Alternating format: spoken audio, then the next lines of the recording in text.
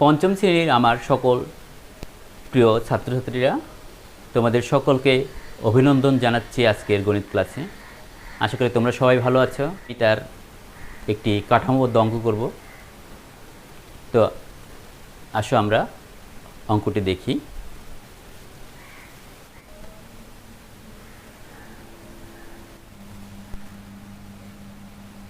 একটু লক্ষ্য করো, পিতা ও 3 পুত্রের বয়সের গড় 21 বছর, মাতা ও 3 পুত্রের বয়সের গড় 18 বছর, মাতার বয়স 36 বছর।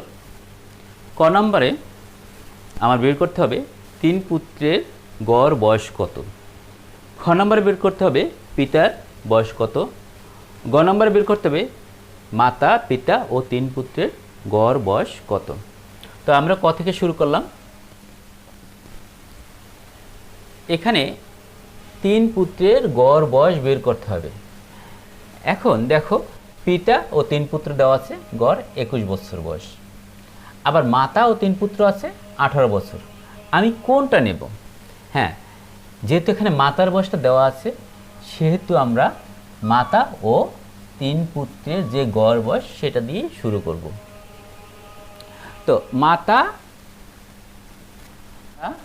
যোগ 3 পুত্র সমান কতজন? 4 জন। 4 জনের বয়সের গড় দেওয়া আছে। তো আমরা লিখতে পারি মাতা ও 3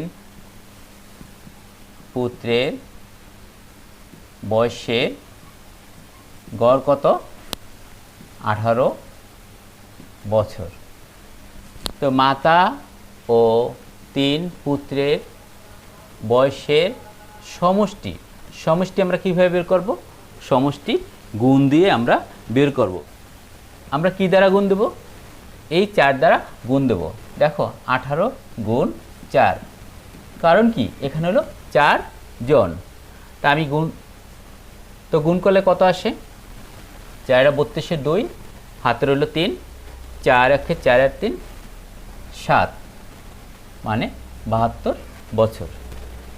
এই 72 বছর কি মাতা ও 3 পুত্রের মোট বয়স।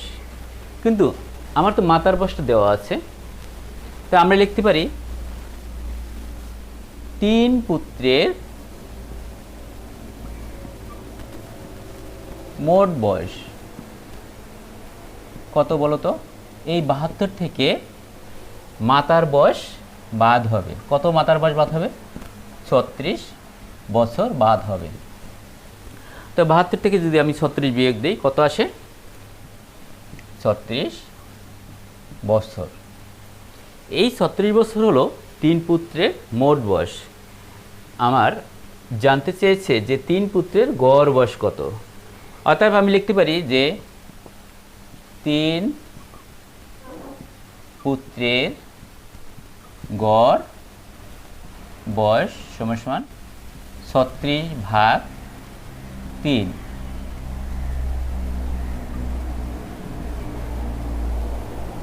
সমান 3 12 36, 12 বছর। উত্তর কত হবে? উত্তর 12 বছর। এবার আমরা খ নাম্বার দেখব।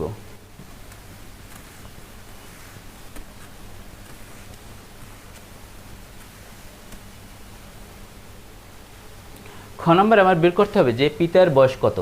তো পিতা ও 3 পুত্রের গড় বয়স দেওয়া আছে, সেটা আমি আগে লিখব। পিতা প্লাস 3 পুত্র সমান কতজন? 4 জন। এই 4 জনের গড় বয়স দেওয়া আছে। তো আমরা লিখতে পারি যে পিতা ও 3 পুত্রের গড় বয়স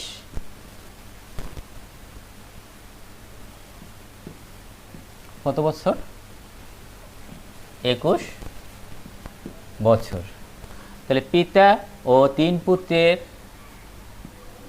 মোট বয়স কত হবে? 21 গুণ 4, কারণ কি 4 জন তারা। 4 একে 4, 4 দুগুণে 8, 84 বছর। পিতা ও 3 পুত্রের মোট বয়স পেলাম 84 বছর। এখন ক থেকে আমরা পেয়েছিলাম 3 পুত্রের মোট বয়স, তো একটু লিখে দেই। ক হতে পাই 3 পুত্রের মোট বয়স কত ছিল? 36 বছর। পিতা ও 3 পুত্রের মোট বয়স থেকে যদি 3 পুত্রের মোট বয়স আমি বিয়োগ করি, তাহলে আমি পিতার বয়স পেয়ে যাব। অতএব আমরা লিখতে পারি যে পিতার বয়স সমান সমান কি হবে? এই যে 3 পুত্র ও পিতার মোট বয়স থেকে আমরা 3 পুত্রের বয়স বাদ দেব। যদি 84 থেকে 36 বিয়োগ হয় কত আসে? 6 আছে কত হলে 14 হবে। 7, 8, 9, 10, 11, 12, 13, 14, 8 হাতে 1, 3 আর 1 4, 4 আছে কত 8 হবে 4, 48 বছর। উত্তর কত হবে? উত্তর 48 বছর। আশা করি তোমরা বুঝতে পেরেছো। এবার আমরা গ নম্বর অঙ্ক করব।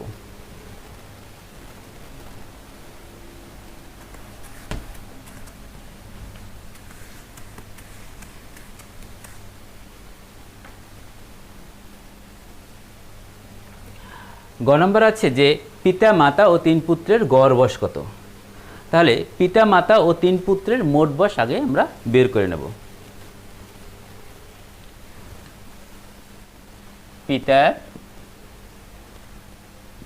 বয়স 48 বছর, যেটি আমি খ থেকে পেয়েছিলাম। আর মাতার বয়স কত যা দেওয়া আছে 36 বছর। 3 পুত্রের বয়স কত?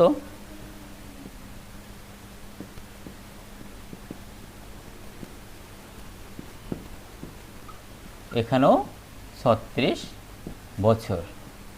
তাহলে মোট বয়স কত দেখো? 6 আর 6 12, 12 আর 4 8, 20 এর 0 হাতের হলো 2, 3 আর 2 5, 5 আর 3 8, 8 আর 4 12। তাহলে এখানে কতজন হলো দেখো তো? পিতা একজন, মাতা একজন আর 3 পুত্র। তাই আমি লিখতে পারি 5 জনের মোট বয়স 120 বছর।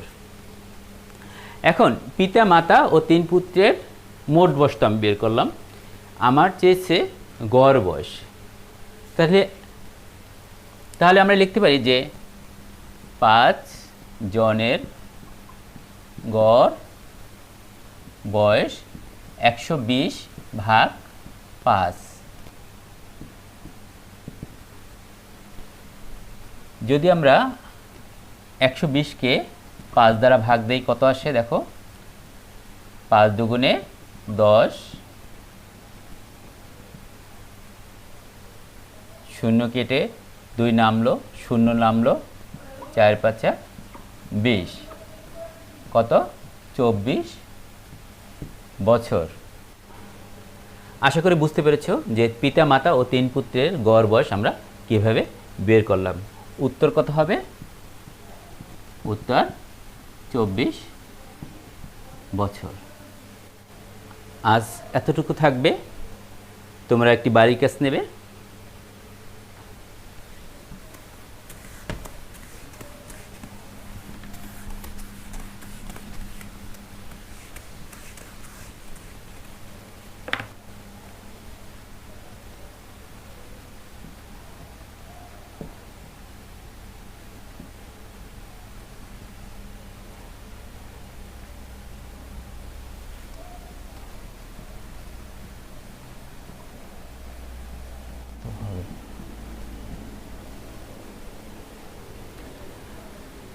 দেখো 3 সন্তান ও তাদের পিতার বয়সের গড় 15 বছর। আবার ওই 3 সন্তান ও তাদের মাতার বয়সের গড় 13 বছর, পিতার বয়স 36 বছর। ক নম্বর তোমাদের বের করতে হবে পিতাসহ সন্তানদের বয়সের সমষ্টি কত। খ নম্বর বের করতে হবে সন্তানদের গড় বয়স কত। গ নম্বর বের করতে হবে 3 বছর পর পিতা ও মাতার বয়সের গড় কত হবে। তোমরা সবাই বাসায় এই বাড়ির কাজটি করবে, সবাই মন দিয়ে পড়াশোনা করবে। সকলকে অসংখ্য ধন্যবাদ জানিয়ে আজকে শেষ করছি। সবাই ভালো থেকো।